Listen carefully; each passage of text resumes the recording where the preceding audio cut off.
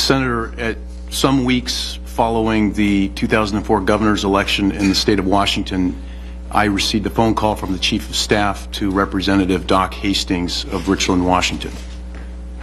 The governor's election at that time had been certified in favor of the Democratic candidate on a third recount by something around 200 votes out of millions cast.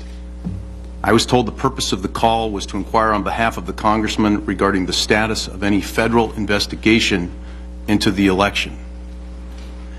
I advised Representative Hastings' Chief of Staff of the publicly available information, and that was that the Seattle field office of the Federal Bureau of Investigation and my then office, the United States Attorney's Office for the Western District of Washington, was requesting anyone with information about voter fraud to immediately contact the Bureau.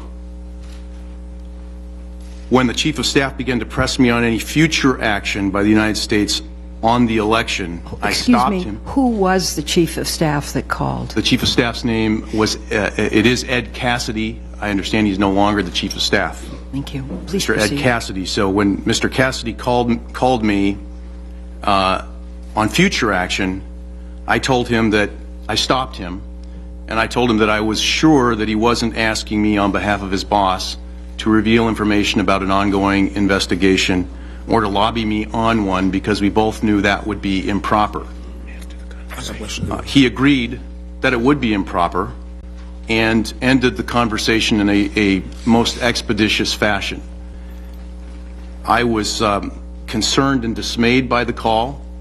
I immediately summoned the first assistant United States attorney and the criminal chief from my office into my office, and I briefed them on the details of the call. We all agreed that I stopped Mr. Cassidy before he entered clearly inappropriate territory, and that it was not necessary to take the matter any further.